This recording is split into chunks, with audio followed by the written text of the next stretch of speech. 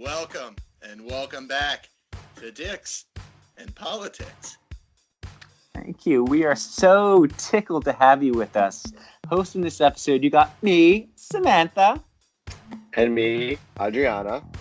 And me, Aurora. And me, Paige. I thought that was pretty good. You go with the Italian, voice. You right, Paige? You good? You good, Paige? Yeah, I'm good. I've never been better. You know what I mean? I'm just living my best life out here. Arizona's been good to me. I'm just kicking in with the Phoenix Sun, the Rocks. And that would make me Corbin Williams, singer, actor, dancer, and handsome son of a bitch. All right. So obviously, guys, we're not the regular host, but we are your new host coming to you live from New York City, New Haven, and New England. This is John, the co-host of Road Time. Kitlas and I are amped to introduce to you Ian, Will, and Steven. How's it going, guys? Hey. Giving back 1 and 2. How you doing? Hey. Not too bad. I planted a couple zucchini seeds, you know what I mean? I think it's going to be good. I had a little bit of snow over here. It's going to be good. That water's good for the soil. It's good for the soil. Zucchini seeds or what? Yeah. Yeah. Yo, you want a mess? You're going to put all schmutz all over here? What do you think? I'm a fucking goots over here? No. Not a Stugatz putting fucking dirt all over my place. Stugatz. Do it and you'll clean it up. Unreal. I don't really talk like that, by the way. You're too much. Thankfully, because Will, you're the creative director at WYSP. I You're am. a gamer. What can we expect from you guys this season? You know, creation, direction, games, and whatnot. No, I'm really excited to get started. All right, We got a bunch of web series going, and then the gaming is going to be really fun. And me, Ian, and Steven, we have a lot of big plans. We've got a lot of big things coming. Ian's going to have some friends coming on. We're going to have a lot of guest hosts. We're going to talk a big world of gaming, not just, sitting in front of the screen playing games. We're going to talk about movies that, video games that became movies, and in my opinion, how they all suck. Ian has a lot to add in, and we're going to go, it's even going to go into series of games, certain types. I'm like a Mortal Kombat guy. Ian's like a World of Warcraft guy. Steven, whatever those crazy bastards do in Britain. You know what I'm talking about. Yeah, that kind of shit. So, yeah, it should be really good. So, the name of the episode coming up, it's called, Sodded. And we're super excited for everyone to get to know the guys. So let's start things off with the wide world of sports. Now, Mike and John are going to talk about Bryce Harper and his crazy deal with the Philadelphia Phillies.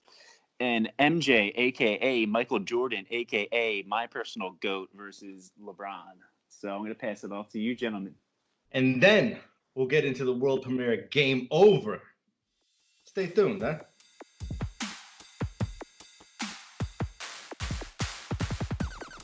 Bringing you the best in sports. We are caffeinated. We are opinionated. Like an Orchids of Asia special, we are lubricated. And we are all set to slip and slide into your ears and bring you more sports factoids and opinions. Some fun and some bar banter. I'm one of your loyal hosts, Mike Kitlas, promising to smarten you up, send you home smiling.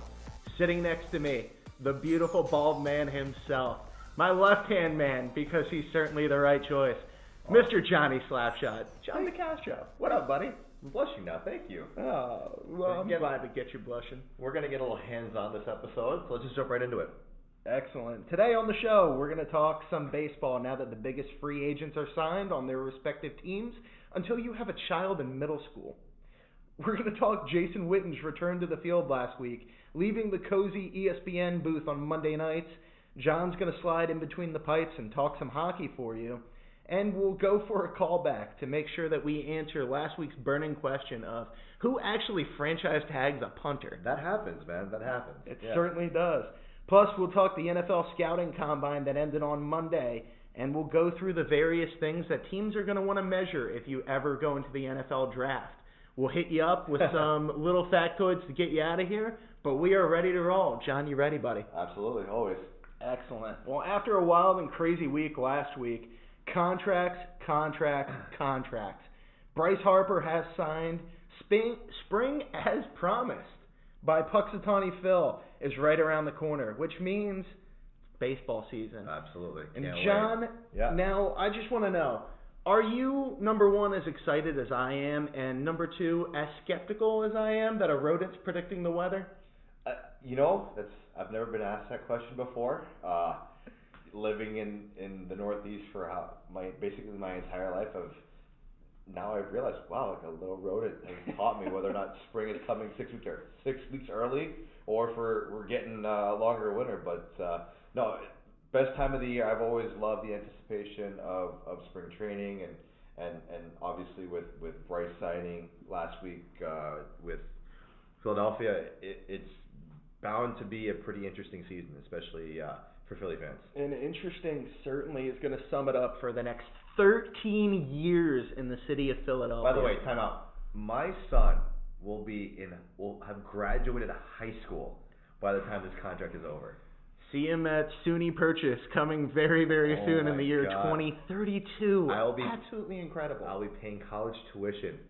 Nothing awful. Nothing like having a baseball player say to another baseball player that the week before signed a 10-year deal, say, here, hold my beer. I got something better for you. I think for purposes, it's 13 years, $30 million. No opt-out, which means it's the chance for the team to get rid of him a little bit early, or even for him to leave the team early. It's full no opt out, no movement. He's going to stay there for as long as the duration for as long as the contract exists, or we never know. We'll never know what happens. But man, $330 million over 13 years. That's quite the number. Richest contract in baseball history, for sure. In baseball history, most lucrative in most professional sports as well. And it's just crazy to think that hopefully by the year 2032, we'll have flying cars, we'll have hover skateboards, and we'll have everything that Marty McFly promised me. My son will have graduated high school, and my daughter would have graduated 8th grade by the time this contract is over. Guys, John has kids. Yeah, I know. I have kids, believe it or not. So what I wanted to propose to you is this. Number one, where does the Harper signing impact the Philly roster? And number two, does it make the Phillies the team to beat in baseball? I think 100% they're the team to beat in the National League, one of the two divisions in baseball. For our new baseball fans, you're going to get accustomed to it because I'm a gigantic baseball fan. We'll make sure to get you everything. That's right. Sorry, Johnny, not to cut you off at the knees and the ankles. I think it makes them young and fun too. The Phillies are going to be the fun team that everybody wants to jump on that bandwagon and become a Philly fan now. Yeah. It's a great city. I mean, the love that they have for all their teams, it's a passion like no other there. I think what this does, it changes the culture of Philadelphia because, from the mid to late 2000s, you had a team that made the playoffs every year with division championships in 2008 and NL championship, right? Yeah. 2 World Series appearances in 2008 and 2009. You fast forward 10 years, and here they are again after rebuilding the roster from the ground up with missed free agents and missed signings and bad teams, and now they have an impact player that pretty much makes them a destination city to be a part of. And they're getting younger, they're getting more entertaining, and it's a good time to be from Philadelphia, I'll tell you that. Come to Philadelphia. We love you very, very much. Now they do. Now they do. Absolutely. Moving on, Jason Witten coming out of the booth of ESPN last week saying, hey, I want to unhang those cleats, put them back on, step back on the gridiron and play for the Dallas Cowboys one more time. It's the only team he's ever known. But my question to you is this. And he was an analyst, on Monday Night Football for ESPN. Does the deal he's taking with Dallas to come back, is that more or less? Less money. Wow, so he was making $4 to $4.5 guaranteed money for ESPN to sit up there to call the game that he loved. Now he's going to be taking a pay cut, $3.5 million for 1 year. This is a guy who, by the way, is an 11-time Pro Bowler in 15 years. This is a guy, by the way, who is 4th all-time in receptions, total catches over the course of that 15 years, behind Larry Fitzgerald, who's still playing, behind Tony Gonzalez, who is the greatest tight end to ever play the game, greatest tight end of all time, absolutely. And behind Jerry Rice, who is the greatest wide receiver of all time. Yeah, it's like you look at that. This guy was going to go into the Hall of Fame, no matter what. And here he is saying, I miss it. I want to come back. I'm 37 years old, and I want to get my ass kicked one more time. One thing that shouldn't be remiss by our audience is that you look at Dallas, the roster with the Cowboys. Do they have a good quarterback? Yes. Do they have a good running back? Yes. Now, do they have an all-world, best in their position left tackle? I say yes. Wide receiver. I would agree. Right? Do they have an all-world receiver? I would say yes. So, and they have probably one of the better secondary players in all of football. So, when it comes to win, here's where the angle I'm coming at is, this has to be a foray into another career. Maybe not in the booth, but something within coaching, whether it be college or pro. When you come into, and he said it in his interview or his press release that he's coming in to be a leader for a young roster. They have quite the talent, quite the young talent that he wants to come in and lead. But my perspective is honestly, this probably is the foray for him to do what I think he should have done this whole time, was to be a head coach. I think, in my opinion, he would have replaced their current head coach, Jason Garrett, if in the event Dallas fired him. That's just my 2 cents in regards to Man, I am going to entirely disagree. Really? Ladies and gentlemen, this is our first fight. There you go. I hope I'm not sleeping on the couch tonight. No, you're fine.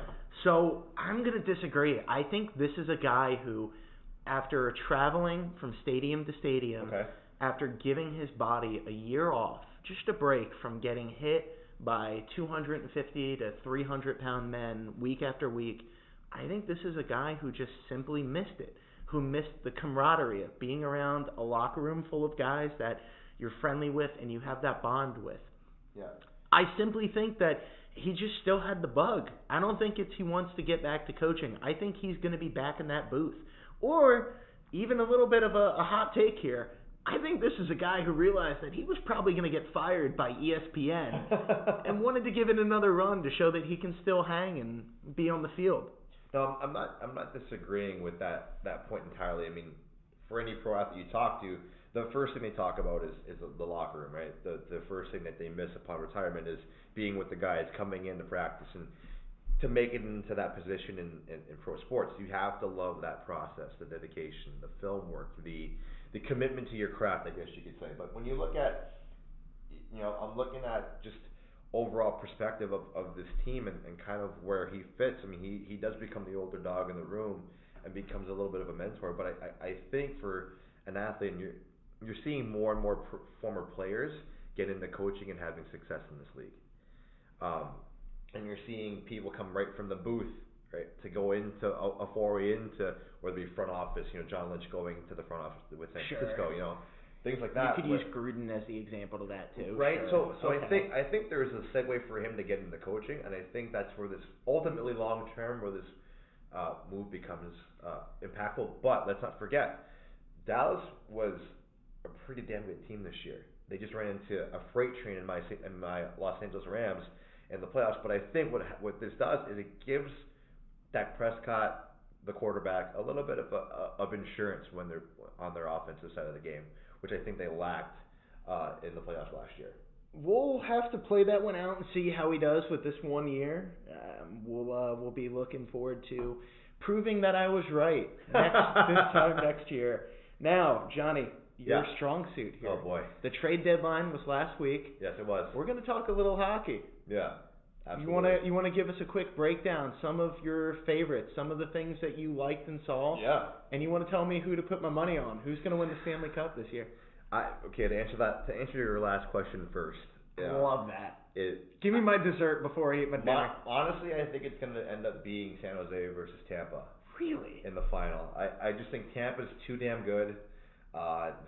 They have very minimal weaknesses. I mean, they showed last week that a young team with the Rangers, and we'll keep it local here for the sake of argument, that the Rangers could push them to the brink in overtime, but ultimately the better team won. They didn't do much at the deadline, if anything, but their defensive group, their forward group, they have the player Nikita Kucherov, who is a forward, fastest to 100 points in the NHL since 1996-97, when Mario Lemieux did it over 22 years ago. So it's been 22 years since someone had reached 100 points in less than 70 games. And then San Jose, I mean, they're a complete to use a term for hockey, they're a complete wagon of a team.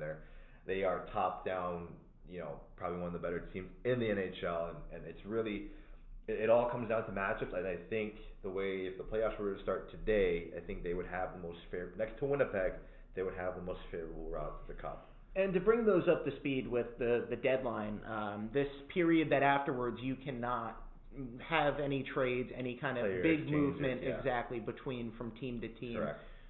Winnipeg, as John mentioned, was a team that made a pretty good amount of moves. Yeah, they did.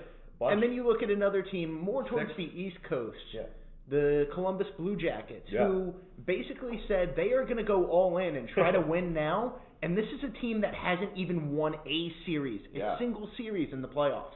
The general manager of the team, the one who makes the decisions, Jarmo Kekalainen, I say that 3 times fast. I can't say it once. So Jarmo Kekalainen, who is in charge of the team personnel making all the decisions in Columbus, the entire season was dealing with rumors about their best forward being traded.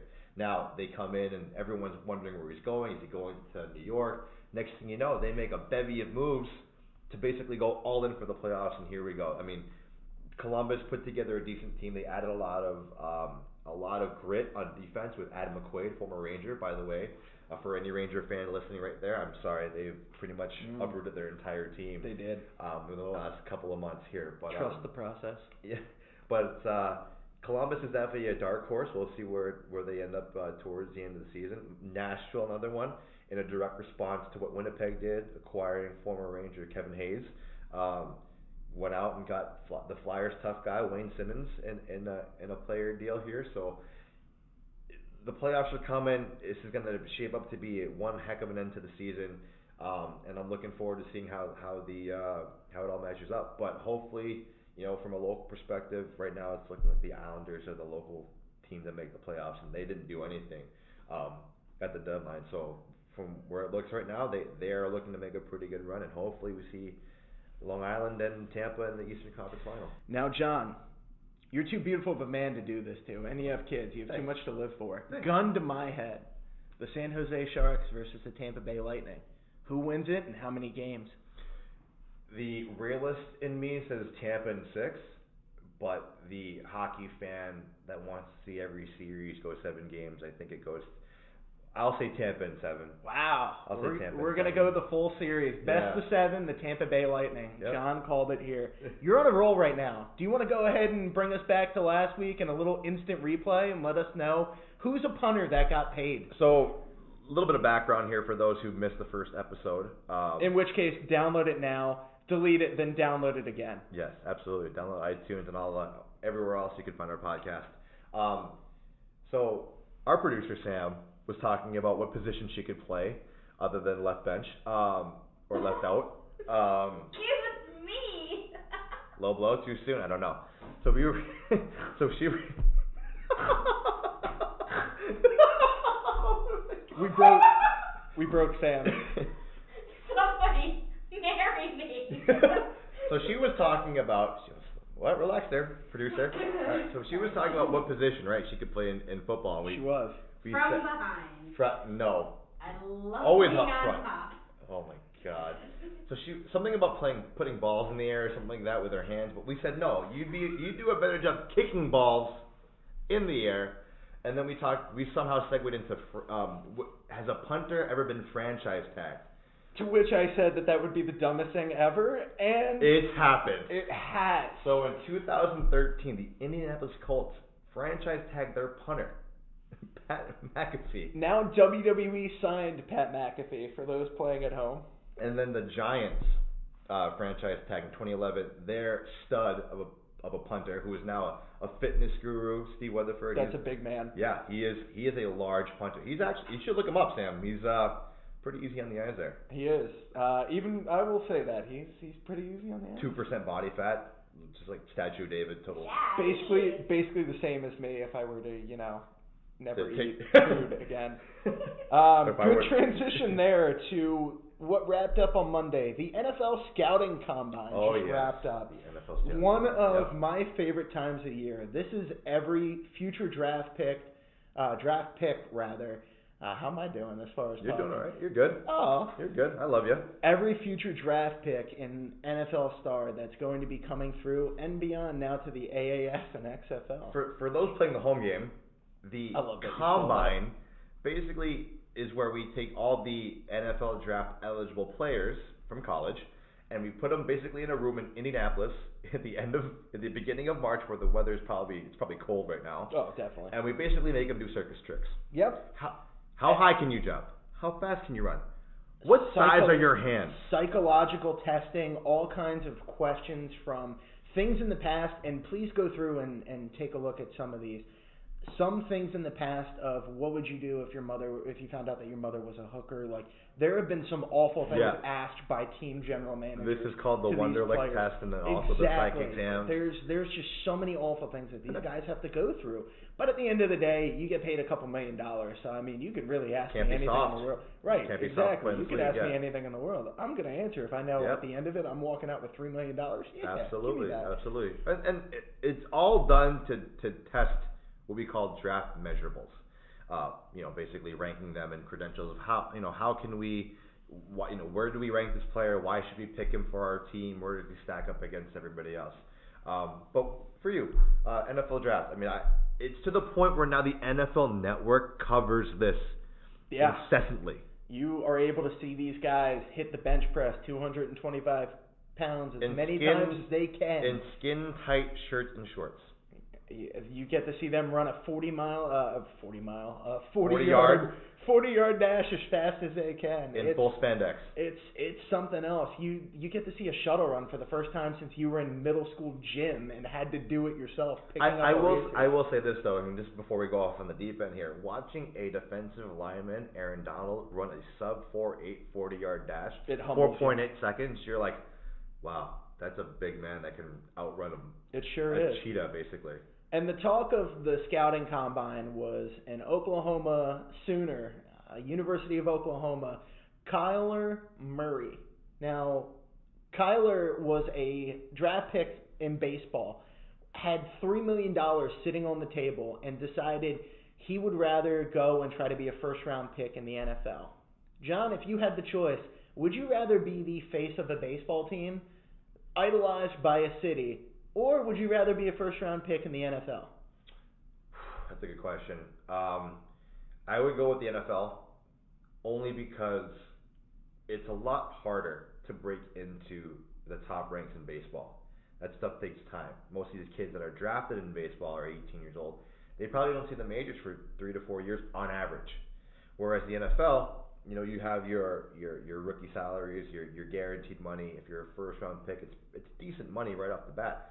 Plus, you have a better chance of making the main roster for the first regular season game, which is pretty much what they all want to get to, and then put together a pretty decent career after that. So in terms of me playing and me being the consummate competitor, I would definitely would rather be an NFL first-round draft pick. We're definitely going to differ on that one because I still would sell my soul and the naming rights to my child to be able to play pro baseball, even for one game. But you played baseball in college, so there is a bit of background with that. So I definitely respect that. But on an economic sense, you see your return a little bit quicker with football than baseball. Whether or not I get injured the first game of the year, that remains to be seen. But he's built tough, we promise, folks. Yeah, two torn ACLs and a bad hip. So it's definitely as tough as it comes. Just don't run away from me. I can't catch up to you. Now we'll go ahead and we'll get you guys out of here with just some fun little quick hits. Today, my man Shaquille O'Neal, the biggest and best big man, and your favorite genie from Kazam, turns 47 years old. Is he still the best big man that's ever played? Hands down. I mean, Hakeem would be my number 2, but no one ran the floor, dominated basketball the way he did. Just he changed the game and really made a case for the not just a big dominant center, but a center that can run the floor, that can entertain a little bit. That made basically he was a one-man army. That you had to hack him. Hack-a-Shack was invented for him. You had to foul this guy. And he went from being like a 33% free throw shooter to a 50% free throw shooter for the Lakers in that time. So yeah, definitely my favorite, my personal favorite, and I think the best big man of all time. I'm a big fan of Shaq. He's a great actor as well. Go watch Blue Chips if you need proof of that. And lastly, getting us out of here and sticking on actors, Guardians of the Galaxy, Drax, Mr. Dave Bautista himself, is going to be coming back to WrestleMania to take on Triple H. I think you're stoked about that, right? I'm very fired up. I'm so fired up. I can't wait to see Dave get back in there and do the damn thing. I'm just happy that, I mean, it's been a long time since I've watched wrestling, but I'm just happy that this is all coming, to fruition with him coming back. It's been a long time coming with Dave Bautista. He's also half Filipino, by the way. So shout out to the Philippines. That. Yeah, there you go.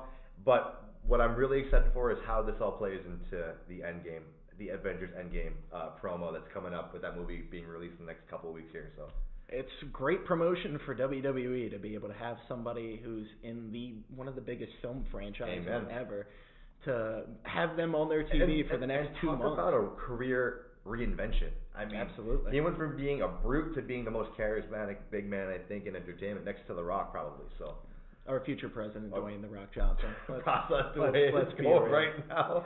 Absolutely. Well, folks, as always, it was a pleasure. The pleasure is ours. It is definitely not yours. And we're going to send you over to Ian and the boys over at Game Over. Fellas, play on. Now, I know this is an all guys episode, and don't worry, I'm leaving. But I am so proud to introduce all of our listeners to some more of my favorite guys. You know Ian. You've been hearing him for the past couple of weeks, but please join me in welcoming Will and then Stephen, who's dialing in all the way from over in the UK. Yay!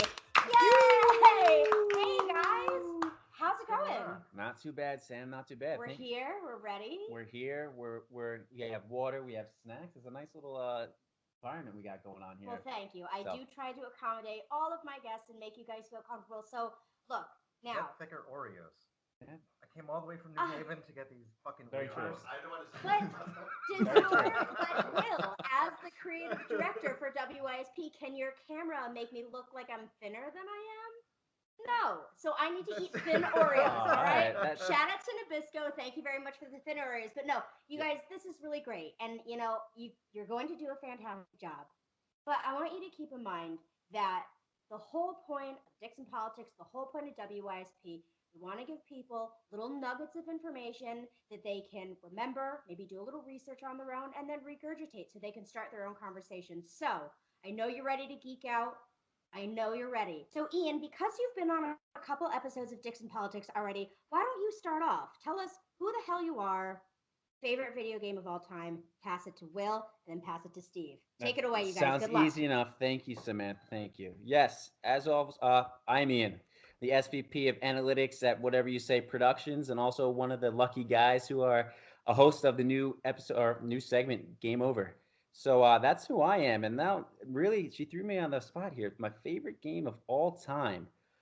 Thinking about it, it's going to be a toss-up between Call of Duty 2 for the PC, and I think I'm going to have to go with NHL 16 because in college, that was life. Literally, it was a house, me, and 4 other guys. There was always at least a game of 2 versus 2 going when everybody was home. So those would definitely be the 2 favorite ones. Call of Duty 2 because, toot my own horn, I used to play a little competitive gaming back in my younger days in the PC world. So that was very fun for me.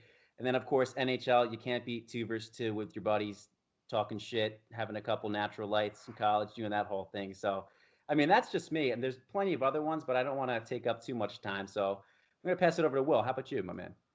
So let me introduce myself. I'm Will. I'm the creative director at Whatever You Say Productions. Also, I have my own cinematography business in Connecticut. And my favorite game. I mean, you can tell from my intro that I like talking shit. So Mortal Kombat is definitely one of my favorite ones of all time. Get over here. But I also love, you know what I love about that? It's just good stories. I mean, there's like the later you go into the game, there's good storylines, and for me, a great game has a great story. So I think Red Dead Redemption, not the second one, for the first one, the first Red Dead Redemption, and I think it was the same year Rockstar came out with L.A. Noire. Yeah. That was a great game. X'd Out, yeah, that was a good game. I actually didn't play that one. I watched my roommate play it. It's like watching those true crime Netflix documentaries, but a video game. It was awesome. That was pretty. Yeah, that's the same thing. It was like the Rockstar had, of course, it has L.A. Noire, it has Red Dead Redemption, and I'm blanking. Like Jesus Christ, Grand Grand Theft Theft Auto. Auto. Oh my God. Yeah, I swear to God, guys, I know video games. I'm not just here. But yeah, that's a nice. So we got those ones. We got Mortal Kombat. We like LA Noire. Those are some heavy hitters. How about you, Steve? These are two United States American boys talking about what they like. Is anything different over there across in the UK? So yeah, hi, I'm Stephen. I'm from the UK, guys. I'm here because I love games and I work in games. I don't work for WS. You work in the industry, right? I used to. I'm currently not, but I worked 3 years in the industry. Yeah, working on the marketing end of gaming. So I've never made any games, but I have seen a lot of games. And for me, I think, do you know what? I can't pin it down to just one game. I just can't. So for me, I'm going to have to say the entire series of The Witcher, every single The Witcher game, the storylines, the way they tied it all together, that for me is a winner. And it's just crazy to see something so detailed and beautiful come out of what was a very small studio in an ex-Iron Curtain country. So yeah, that's my favorite game of all time. Doesn't mean it's the game I've played the most. I've sunk way too many hours into games like World of Warcraft, League of Legends. I mean, you know how you can do that search that shows you how many days and hours you've spent on WoW? Yeah. I get depressed every time I look at that. Slash played, my friend. Slash played. I've done that myself too. Yeah, I was gonna tiptoe into revealing my World of Warcraft background with this audience, but I was right there with you, Steven. So yeah, those are all good stuff. But actually, what I just picked up on with you two, talking about The Witcher and talking about Mortal Kombat and about their storylines. Obviously, I know Mortal Kombat has at least 2 or 3 movies that came out based on the video game. And Steven, if you're a fan of Mortal Kombat, don't bring up the movie, man. I love those are $500 glasses, asshole. I love that movie. Which was actually more than the movie made. So, yeah, probably. It's one of those movies that's it's so cheesy, it's so good.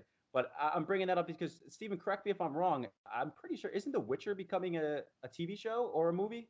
That's right. Yeah, Netflix is pouring something into The Witcher at the moment. I'm not aware. I know it has been announced, but I'm not aware who's playing the main character in that. But it's going to be a phenomenal experience, I think, for all of the fans of the actual game. One of the craziest things about this is that, like, films is the kind of thing where you can have a B movie, you can have like some guys get together in their basement and make a film, but a TV show requires like a lot of money in terms of writing, a lot of investment. So it's going to be really interesting to see how they actually come on board there and take it into a TV show. So can you give us personally myself, I'm being honest, I haven't played The Witcher. I'm not too familiar with it. I did know that I read something that it's coming out with Netflix. It's on TV show. Can you give me like just a high level overview? What is The Witcher for our audience out there? The Witcher is a RPG where you play essentially Geralt, who's a mutated human who hunts down monsters. But it's set in this kind of really dark world. There's this kind of crazy religion going on there where they just don't like anyone who's different.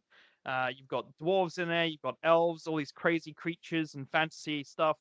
But really, it's handled in a way that's very adult. A lot of people call it like a more serious version of Game of Thrones.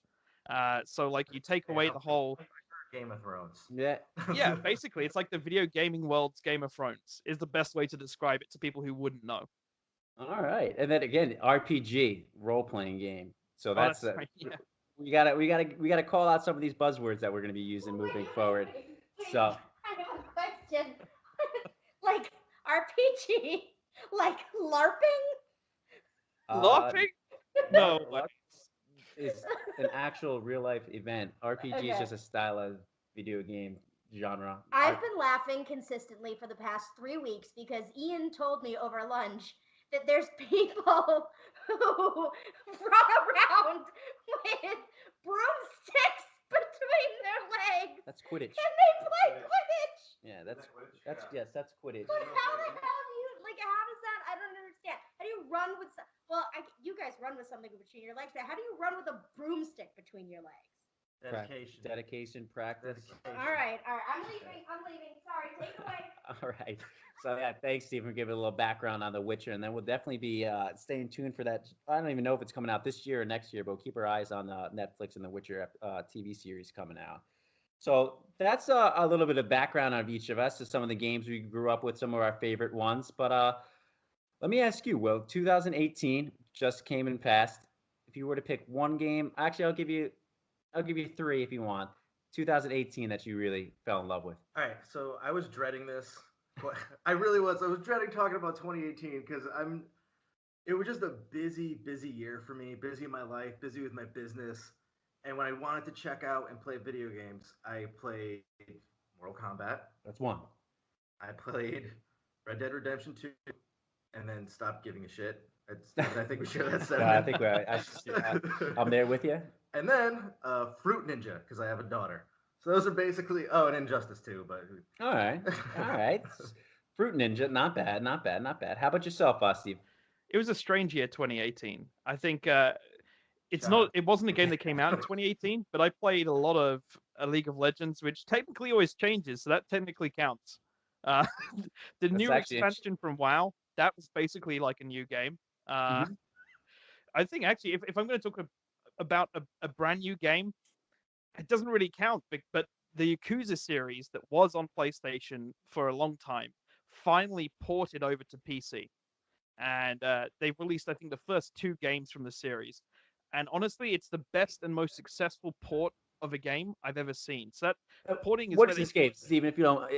excuse my ignorance. Yakuza? Yeah, is it Yakuza? So is this like Japanese mobsters? Yeah, what's going on here? It's literally Japanese mobsters. It is incredible game. You do everything from like chopping off your pinky to going out beating people with a giant fish. It's a phenomenal game. All right, so I'm gonna have to check that one out. And you just mentioned it went from what console? It went from console to PC? Yes, it was on PlayStation exclusive. It was a Sega product, and they ported it over to PC. Literally, I think the first one came out towards the end of 2018, but it's so well done. It captures that kind of arcade feel. When you used to go as kids down to the arcade, you'd be pushing quarters into a machine somewhere. It's got that kind of feel to the gameplay, but it's also got this crazy good story. I mean, you follow this guy. He's basically, what can I say without spoiling? You follow this Yakuza. I want to hear spoil all it. I'm involved.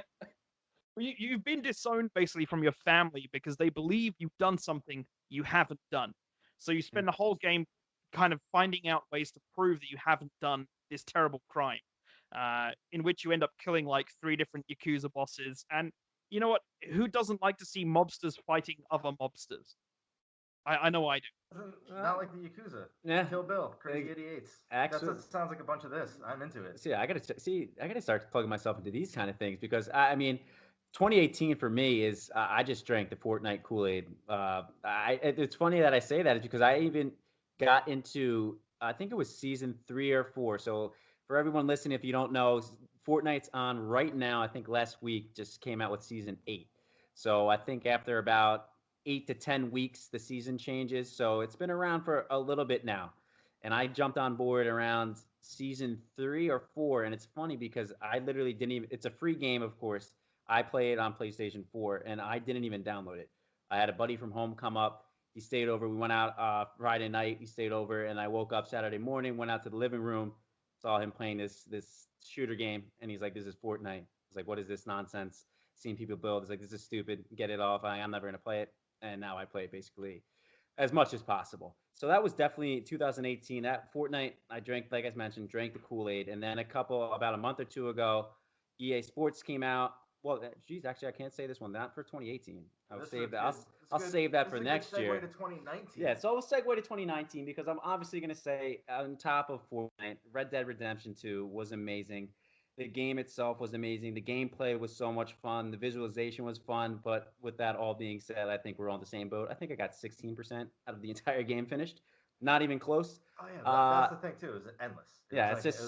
It's one of those things. It's like I just played this. When it came out, I played it so much and basically got nowhere. And then realized, do I really want to keep doing this or just want to hop on with a bunch of buddies and start shooting people? Actually, a buddy of mine kind of quit at the same time. Yeah. Of Red Dead Redemption 2. We're out at the bar. Shout out to JP Dempsey's in New Haven. There you go. We were both talking about Red Dead Redemption 2, and we're like, how far did you get? Yeah, I know. It's kind of a... And like 7 times, like, man, fuck that game. Yeah. We both decided to quit over like a gin and tonic. I think the majority of the community all agrees it's a great game. they put so much effort into it. Looks amazing, but everybody reaches that point where it's just like, fuck it. Nah, we're done with this For one. anyone that doesn't know what we're talking about, it's a digital world. You can't. Literally. It's so big. It's a digital landscape of like a country.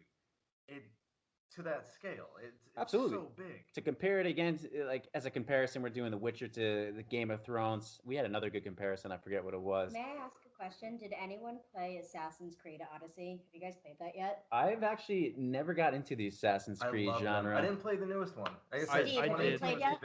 I did play it, yeah. Dude, that map is insane. Yeah, and that's the open world. graphics- It was Oh my beautiful. God. Yeah.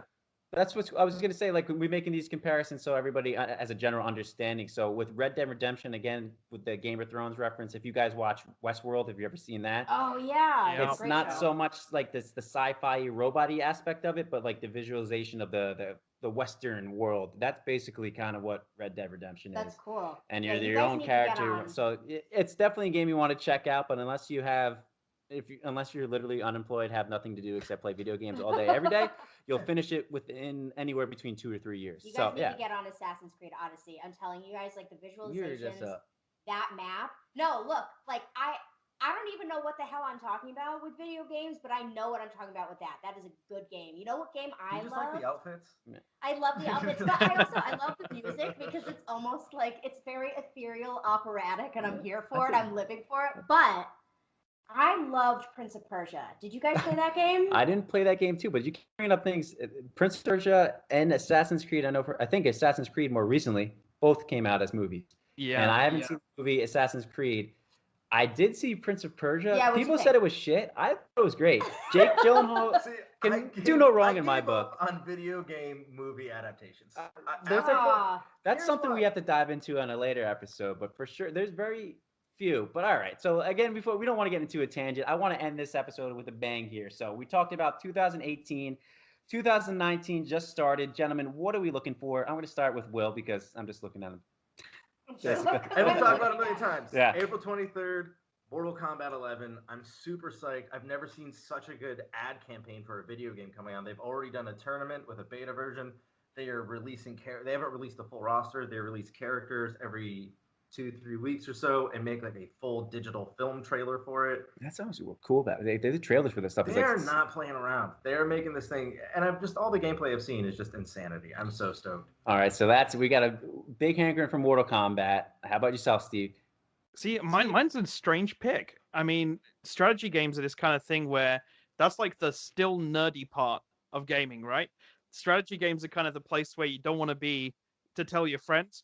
But at the same time, there's this great studio in the UK called Creative Assembly, and they make this series called Total War. And they've got one coming out on 23rd of May called Total War Battle of the Three Kingdoms. And it's probably the only game I've ever seen cover Chinese history, like actual ancient history. So it's going to be quite interesting to see. The other part of it is it's very realistic. So your main character can die just like anyone else can.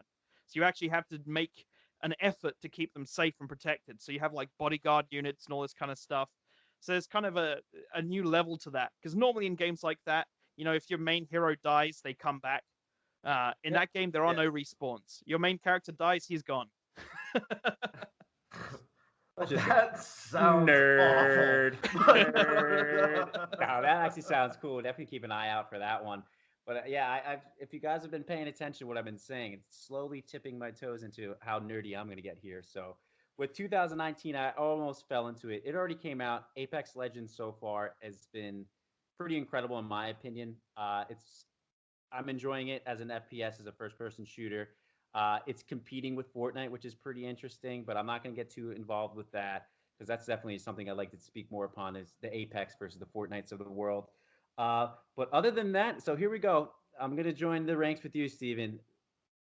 Coming out, I believe this summer or this spring, WoW Classic, World of Warcraft Classic. Yeah. So just a real high level there. World of Warcraft, arguably the most popular MMORPG. I won't give any money if anybody knows what that means. But that's a massive multiplayer online role-playing game. So yeah, get nerdier than that.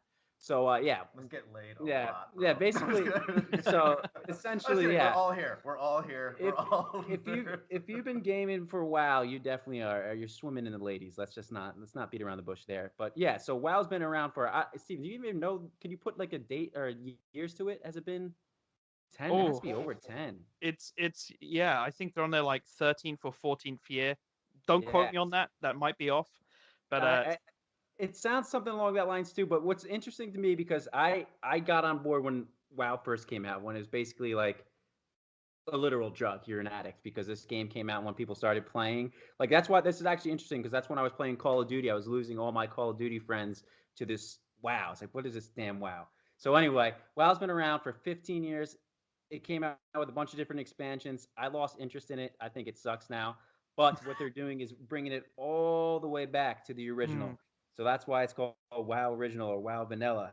So I'm looking forward to that. I'm actually considering getting to the PC world, getting that back up and running. So yeah, that's what we're looking forward to in 2019. So gentlemen, I think first episode, loving the banter, loving the conversation, truly enjoying everything. So thanks for joining me. Thanks for, I don't even want to say thanks. This has been amazing. And then international thing. Wrap this up? Yeah, wrap this up. So All right. how does this work? All right, so let's see. That wraps. Oh, sorry. E. Where's what? No, I'm fine. I'm just grabbing my You're fine. drink. All right. That wraps the series premiere, I guess. Mm-hmm. Yeah, sure. First recording ever of Game Over. That's going to be on Dicks and Politics. This is Will, and that's Steven. This is Ian. Guys, thank you so much for tuning in. And I'm Samantha, and you have just listened to Game Over on Dicks and Politics. Produced by Whatever You Say Productions. Woo! Thank you for listening to Dicks and Politics. Digestible and unfiltered content about men, money, and moments. New episodes every Wednesday. Don't forget to subscribe.